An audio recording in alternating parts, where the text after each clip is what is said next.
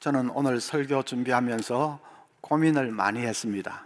나라에 대해서 설교를 하면 틀림없이 교인들이 진보가 옳으니 보수가 옳으니 하면서 싸울 텐데 이걸 어떻게 하나, 차라리 오늘 본문은 설교하지 말고 건너뛸까 고민을 했습니다.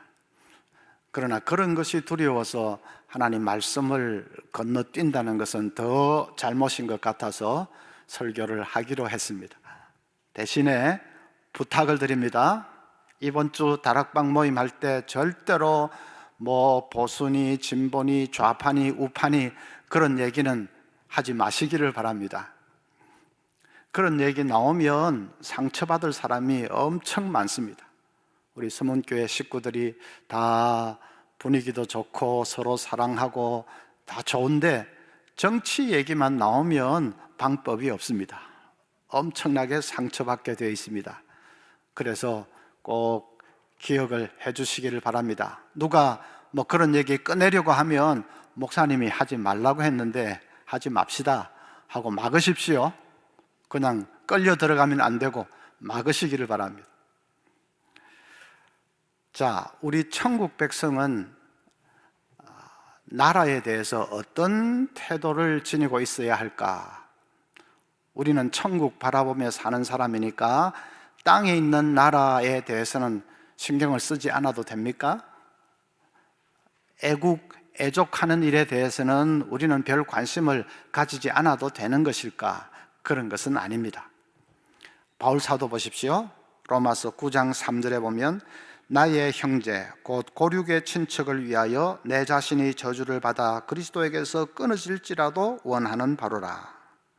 자기 동족 유대인들의 구원을 위해서라면 자기가 그리스도에게서 끊어질지라도 그것을 원하는 바다, 그렇게 토로합니다. 그 동족이 자기에게 잘해 주었습니까? 아닙니다. 사도 바울을 죽으라고 미워하고 핍박했던 것이 유대인들입니다. 그런데도 그런 동족인데도 그 동족의 구원을 위해서라면 내 생명이라도 바치겠다. 지독한 짝사랑이지요. 그런데 그렇게 하는 것이, 나라와 민족을 그렇게 사랑하는 것이 우리 천국 백성의 바른 태도입니다. 자, 그러면 구체적으로 어떻게 하는 것이 나라를 사랑하는 것일까? 이제 그것을 생각을 해보겠습니다. 첫째는 순종입니다. 1절에 각 사람은 위에 있는 권세들에게 복종하라. 권세는 하나님으로부터 나지 않음이 없나니 모든 권세는 다 하나님께서 정하신 바라. 여기에 권세라는 말은 국가나 혹은 국가를 지탱하는 법이나 제도나 공권력이나 그런 것을 가리킵니다. 국가나 법이나 제도나 공권력, 그런 것은 다 하나님께로부터 왔다고 합니다. 백성들을 안전하고 평화롭게 살게 하기 위해서 하나님이 그런 것들을 주신 것입니다. 하나님이 베풀어 주시는 은총에는 특별 은총이 있고 일반 은총이 있습니다. 특별 은총은 성도들만이 누릴 수 있는 구원의 은혜를 가리킵니다. 일반 은총은 신자든 불신자든 가리지 않고 하나님이 모두에게 내려주시는 은혜를 가리킵니다. 하나님이 햇빛을 주시고 하늘에서 비와 눈을 내려서 오곡백과가 무르익게 하는, 이것은 일반 은총에 속합니다. 하나님이 국가를 세우시고 법과 제도와 공권력을 통해서 백성들이 안전하고 평화롭게 살게 하시는 것도 하나님이 주시는 일반 은총에 속합니다. 만약에 국가가 없다면 인간은 온갖 혼란과 무질서와 약육강식의 그런 틈바구니에서 고통하며 살아야 할 것입니다. 국가가 있기 때문에 이 사회의 질서와 안정이 유지가 되고 우리는 그 속에서 평안하게 살 수 있는 것이죠. 그래서 위정자가 백성을 평화롭게 살게 하기를 원하는 이런 하나님의 뜻을 잘 헤아려서 정치를 한다면 위정자는 하나님의 일꾼이라고 말할 수 있습니다. 4절 보면 그는 하나님의 사역자가 되어 네게 선을 베푸는 자니라. 위정자를 가리켜서 하나님의 사역자라고 했습니다.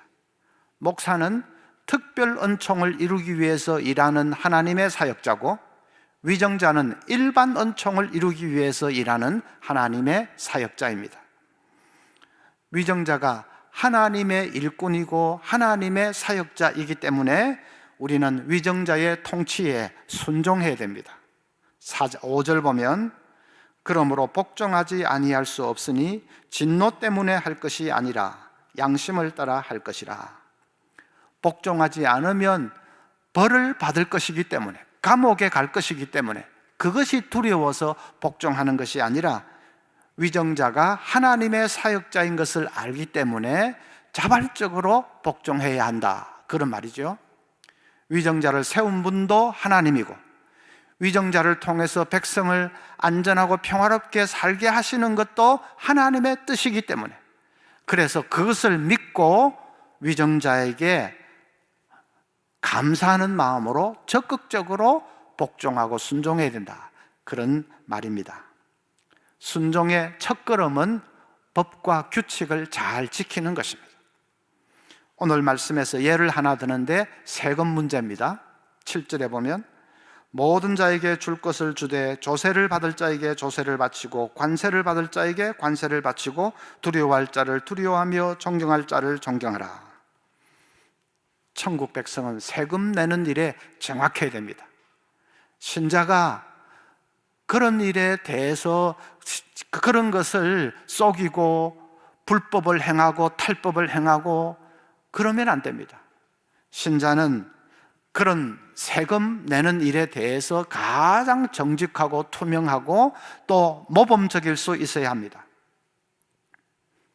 어떤 목사님이 과속 운전을 하다가 교통순경에게 걸렸습니다. 목사님이 제가 설교 시간에 늦을까 봐 그랬는데 죄송하게 됐습니다.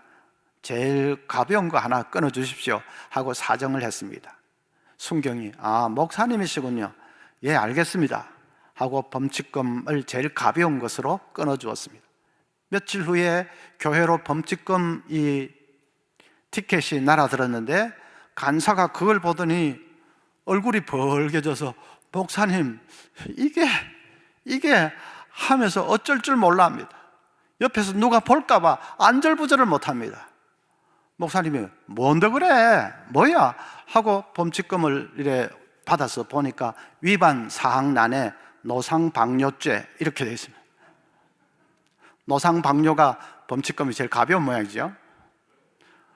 가벼운 거 좋아하다가 목사가 전봇대에 오줌이나 갈기는 그런 사람이 됐습니다. 제가 아는 어떤 목사님은 과속을 하다가 걸렸는데 죄송합니다, 제일 비싼 거 하나 끊어 주십시오 그랬습니다. 순경이 어리둥절해서 왜 제일 비싼 겁니까? 목사님 말씀이 제가 목사인데 정말 부끄러운 짓을 했습니다.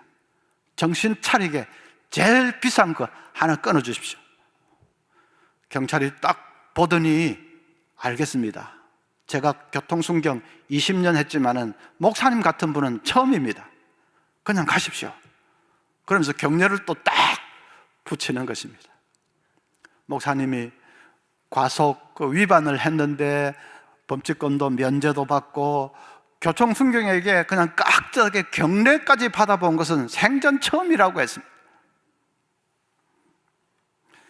여러분도 혹시 좀 해서는 안 되지만 혹시 교통법규 어겨서 걸리면 제일 비싼 거 하나 끊어 주십시오 그러십시오.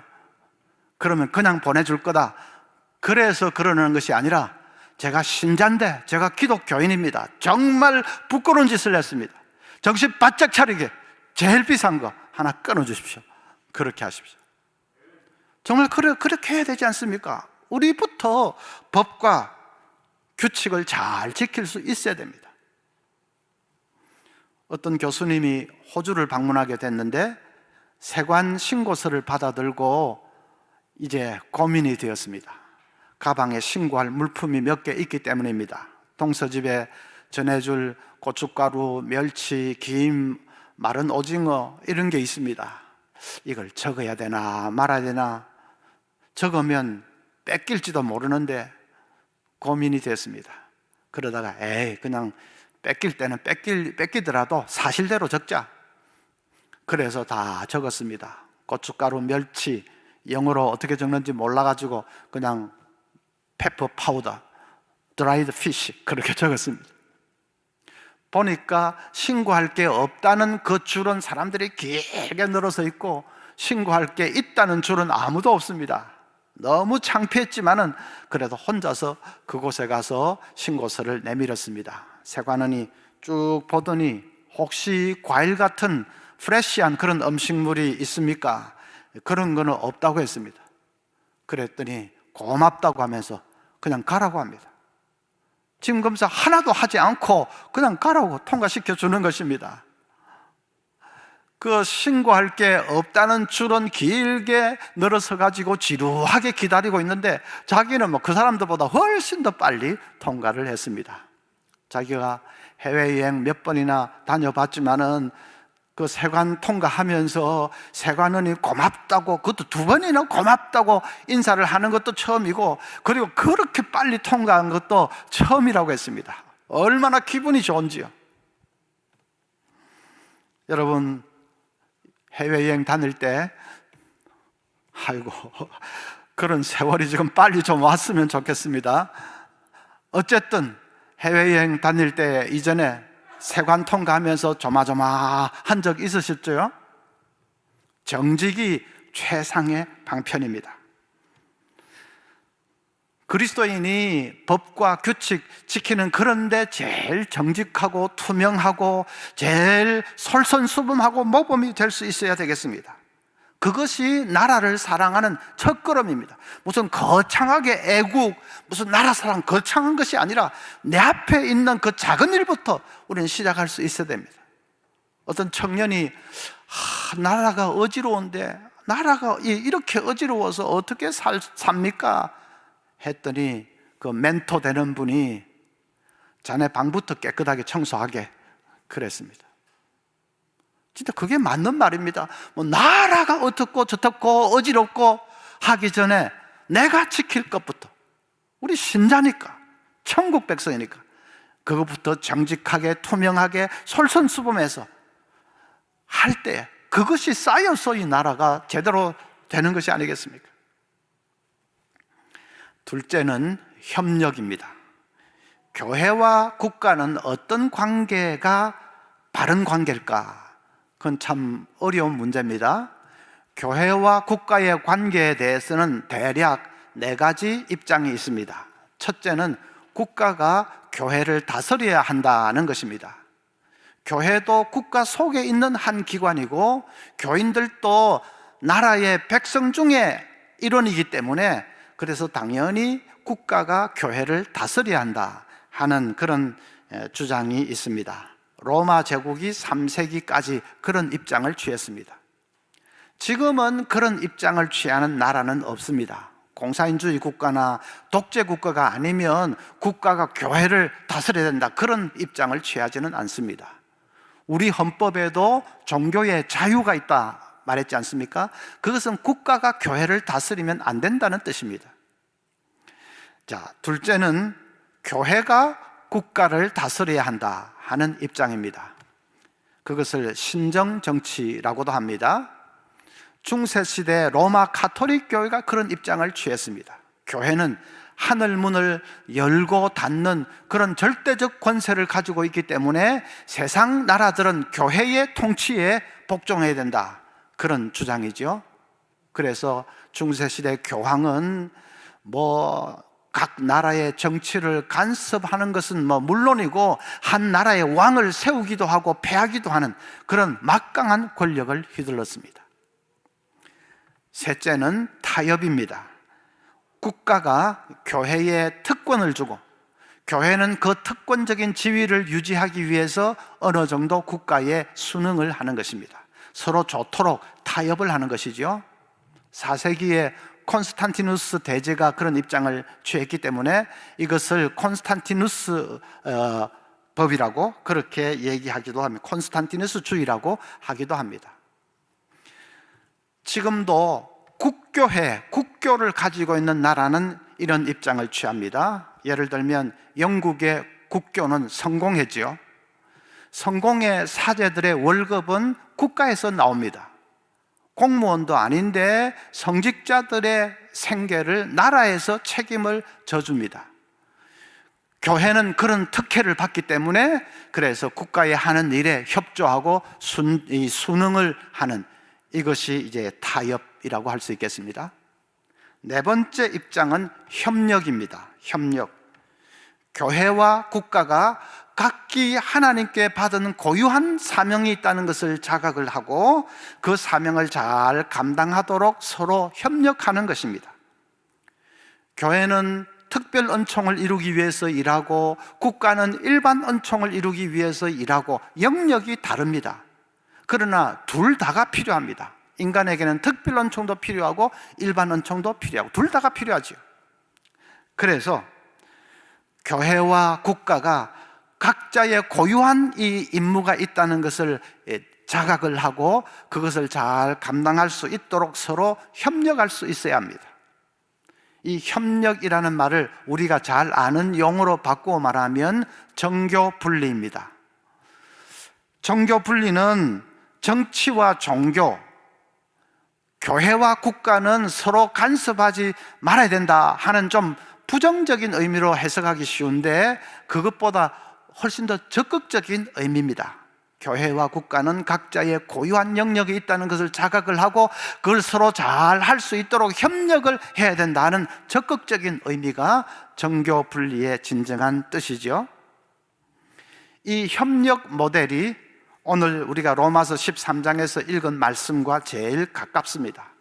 그리고 예수님도 그런 것을 말씀하셨습니다. 누가복음 20장 25절에 이르시되 그런즉 가이사의 것은 가이사에게 하나님의 것은 하나님께 바치라. 예수님은 로마 황제 가이사에게 세금 바치지 말라고 하지 않았습니다. 로마가 우리를 식민 통치하고 있으니까 우리는 그런 로마에 저항해야 된다, 우리는 독립해야 된다, 예수님 그렇게 가르치지 않았습니다. 세금도 바치지 마라 그러지 않았습니다. 가이사의 것은 가이사에게 바치고 하나님의 것은 하나님께 바치라고 했습니다. 국가와 교회가 각자 다른 영역을 가지고 있다는 것입니다. 그런데 우리는 신자들은 그 양쪽에 다 속해 있기 때문에 그 양쪽에서 우리가 어떤 져야 할 의무가 있다면 그것을 마땅히 지는 것이 옳다 하는 것이 예수님 말씀이지요. 자, 그래서 협력인데 그러면 협력하기 위해서 우리는 구체적으로는 어떻게 해야 되느냐? 먼저는 나라와 위정자를 위해서 기도해야 합니다. 위정자도 일반 은총을 이루기 위해서 일하는 하나님의 사역자라고 했습니다. 그러니까 그들이 하나님의 뜻을 받들어서 백성들을 잘 섬길 수 있도록 우리가 힘써 기도해야 되겠습니다. 내가 투표해서 세운 위정자가 아니면 용심이 나서 기도 안 합니까? 그러면 안 됩니다. 그 사람이 위정자가 된 것에도 우리가 알지 못하는 하나님의 뜻이 있을 수가 있습니다. 또 그렇게 위정자를 세운 분도 하나님이고 위정자를 통해서 백성들을 안전하고 평화롭게 살게 하시는 것도 하나님의 뜻이기 때문에 그래서 우리는 하나님 바라보면서 위정자를 위해서 열심히 기도해야 되겠습니다.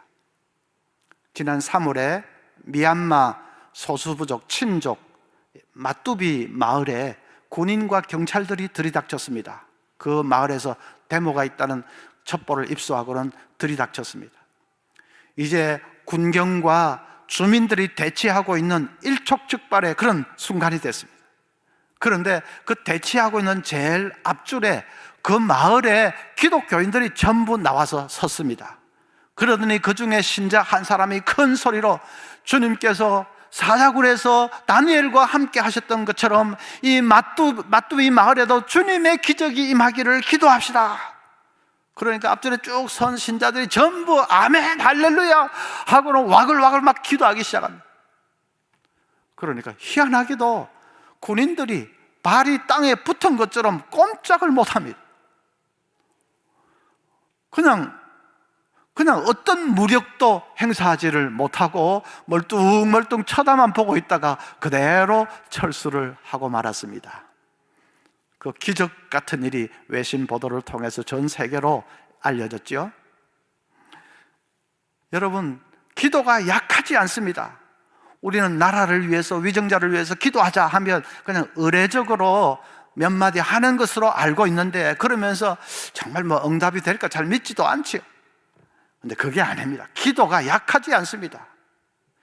기도의 응답은 서서히 일어납니다. 나라를 위해서 기도하는 그 기도는 응답은 분명히 되는데 서서히 일어납니다. 역사의 수레바퀴는 천천히 돌기 때문입니다. 천천히 돌지만 분명히 돕니다. 기도 응답도 서서히 응답받지만 그러나 반드시 하나님 들으십니다. 지난날을 생각해 보십시오. 6.25 사변 때, 그리고 우리나라 그렇게 못 살고 굶주릴 때, 독재 밑에서 신음하고 민주화를 위해서 힘들게 그렇게 투쟁할 때 교회들이 늘 기도했는데 당장 응답은 일어났지 않았지만은 지금 보면 서서히 응답이 되어도 다 응답이 됐지 않습니까? 앞으로도 마찬가지입니다. 그래서 응답이, 역사의 수레바퀴가 천천히 돌지만은 돈다는 것을 믿고 우리 나라와 위정자를 위해서 기도해야 됩니다. 만약에 국가의 정책에 대해서 교회가 이래라 저래라 하고 떠들어대는 것은 어떻습니까? 그렇게 해도 됩니까? 안 됩니까? 예를 들면 부동산 정책은 이렇게 해야 된다, 경제 정책은 이렇게 해야 된다, 백신 수급은 이렇게 해야 된다 하고 교회가 막 큰 소리로 떠들고 그렇게 주장을 하면 됩니까? 안 됩니까? 그건 안 됩니다. 그런 구체적인 정책은 국가가 수행하는 것입니다. 그런 것을 교회가 떠들면 교회가 국가의 영역을 간섭하고 침범하는 것입니다. 그런 식으로 교회가 현실 정치에 참여하기 시작하면 교회가 변질이 됩니다. 좋은 예가 1960년대 남미의 교회들입니다. 남미 교회들은 그 당시에 억압받는 노동자, 농민의 편에 서서 싸우겠다고 그렇게 했는데 그건 좋았는데, 그러나 시간이 점점 가면서 교회가 점점 좌경화되었습니다. 나중에는 교회 안으로 공산주의자들도 많이 침투해 들어왔습니다. 그 결과물이 WCC 아닙니까? 세계교회협의회. WCC는 세계교회협의회라고 교회자가 들어있지만은 그 안에는 공산주의자들이 판을 치고 있습니다. 또 반대로 교회가 현실 정치에 손을 대다가 우경화되기도 합니다. 좋은 예가 전두환 군사독재 시절입니다. 그때 교회들이 군사독재에 협조했지 않습니까? 목사들이 청와대로 몰려가서 조창기도회 한다고 독재자들을 위해서 축복해주고 기도해주고 그렇게 했습니다. 교회가 현실 정치에 참여하면 교회가 좌경화되기도 하고 우경화되기도 하고 교회가 타락합니다. 그러면 젊은이들이 교회를 떠나가고 복음의 문은 완전히 닫히는 것이죠. 정교 분리의 원칙을 지키지 않아서 그렇습니다. 목사가 정치 일선에 나서서 설치고 다니면 됩니까? 안 됩니까? 그것도 안 됩니다. 목사가 그렇게 설치고 다니면 사람들은 목사를 등지는 것이 아니라 기독교를 등지게 됩니다. 그래서 안 됩니다. 정광훈 목사 얘기구나 하시지요? 그 사람만 있는 게 아닙니다. 제가 공평하게 하기 위해서 그러면 진보 쪽에도 예를 들겠습니다. 몇 년 전에 한 아무개라는, 이름은 제가 되지 않게, 한 아무개라는 목사, 자칭 진보주의자라 하면서 북한에 가가지고 김정은을 한껏 찬양하고 어디 무슨 태양궁인가 그 참배도 하고 남한 정부를 막 비판하고 그랬지 않습니까?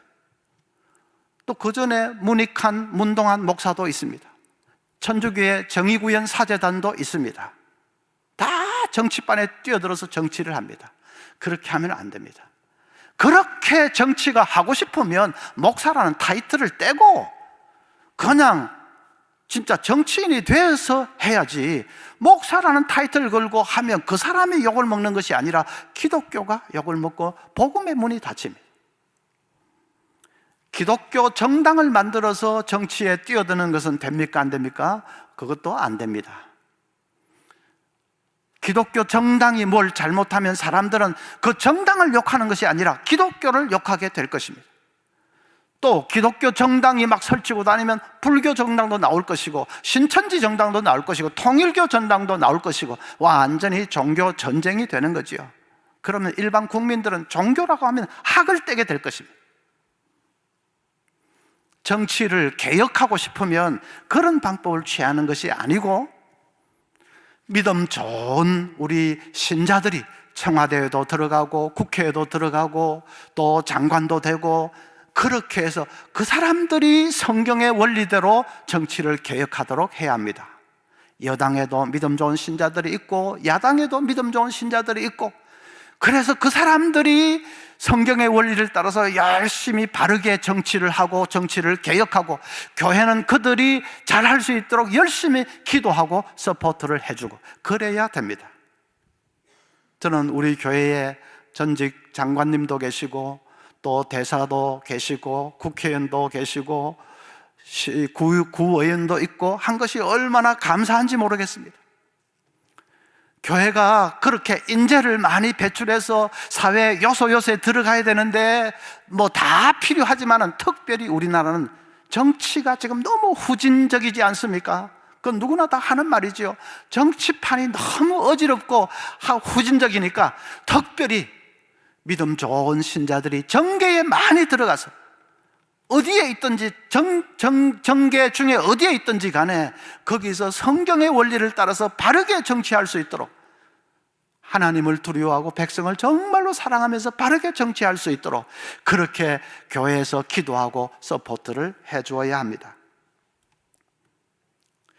그래서 목사라는 타이틀을 걸고 하는 것이 아니라 기독교 정당, 그런 어떤 기독교라는 이름을 가지고 집단의 힘으로 뭘 하려고 하면 그러면 교회가 타락되기가 쉽습니다. 그렇게 할 것이 아니라 믿음 좋은 신자들이 개개인이 어디든지 그 들어가서 정치를 개혁하고 교회는 그들을 위해서 열심히 기도하고 서포트를 해주는 것이, 그것이 성경적인 방법입니다.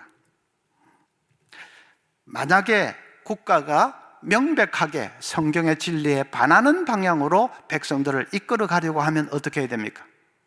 동성애, 낙태, 그것처럼 명백하게 잘못된 방향으로 백성들을 이끌어 가려고 하면 어떻게 해야 됩니까? 그때는 두말할 것도 없이 교회가 일어서서 소리를 바라면서 싸워야지요. 그건 그렇게 영적이고 윤리적인 그런 문제에 있어서 국가가 잘못된 방향으로 이끌어 가려고 하는 것은 교회의 영역을 침범하는 것입니다. 그러니까 그때는 가만히 있으면 안 되고 선지자적인 목소리를 내서 단호하게 싸워야 합니다. 애굽에서 일했던 이스라엘 산파들 얘기 아시죠? 애굽의 바로가 남자 아기 태어나면 다 죽이라고 명령했는데 이스라엘 산파들은 그 명령을 거부해 버렸습니다. 그리고 목숨을 걸고 남자 아기를 살려냈습니다. 그래서 모세도 살아난 것 아닙니까? 그렇게 영적인 문제, 윤리, 도덕적인 이런 문제에 있어서 국가가 잘못된 방향으로 백성들을 이끌어 가려고 하는 것은 국가가 교회의 영역을 침범하고 간섭하는 거니까 그때는 단호하게 일어서서 핍박을 각오하면서라도 선지자적인 목소리를 발해야 됩니다. 자, 국가와 교회는 서로 협력하는 관계라고 했습니다. 우리 천국 백성들은 협력할 수 있어야 되는데 구체적으로 뭐라고 했습니까?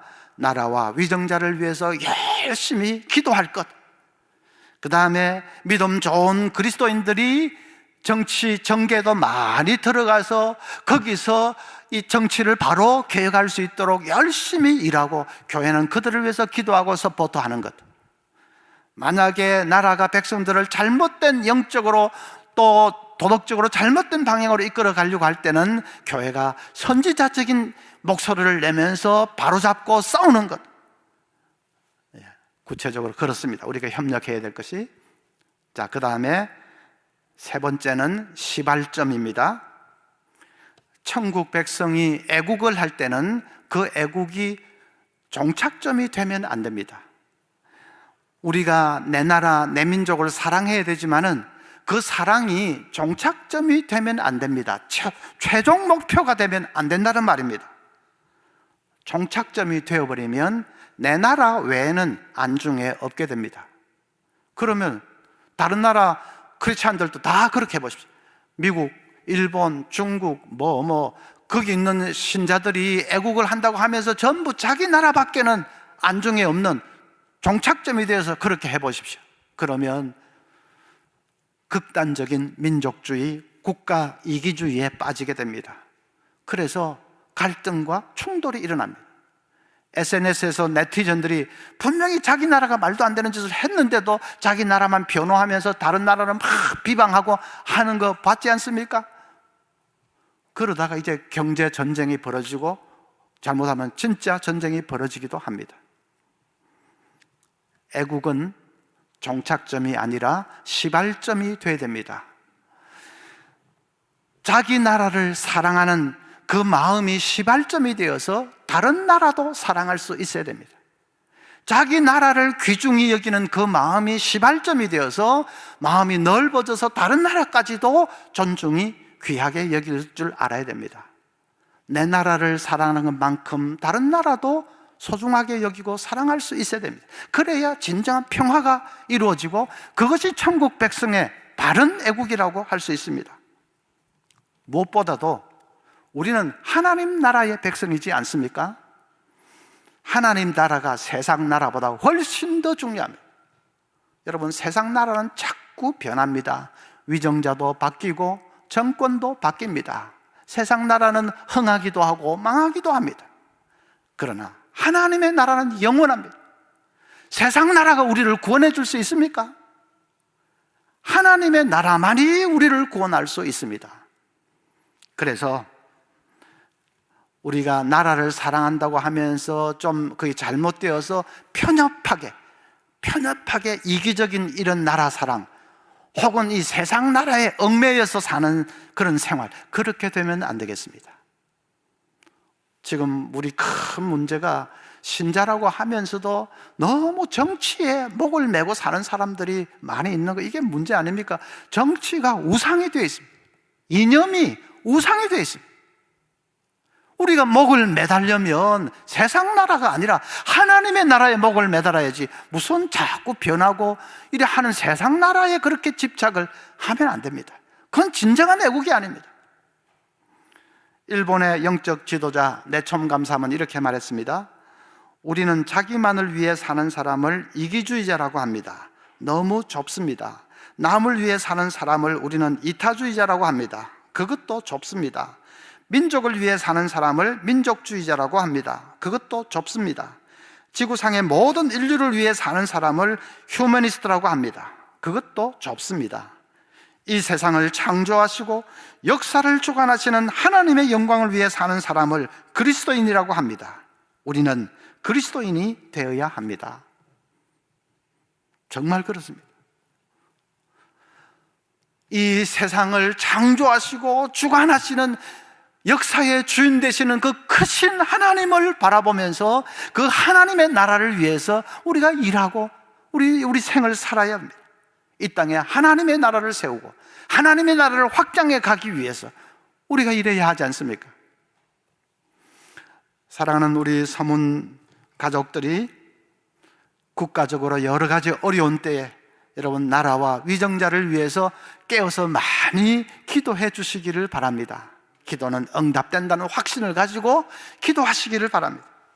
그리고 우리부터 법과 규칙을 지키는 일에 정직하고 투명하고 모범적일 수 있어야 됩니다. 그것이 빛과 소금으로 산다는 말씀의 뜻 아닙니까? 그리고 이 땅에 사랑과 공의가 강물처럼 흐르는 하나님의 나라가 세워지도록 열심히 복음을 전하고 생명을 살리는 우리 모든 서문 가족들 되시기를 간절히 소원합니다.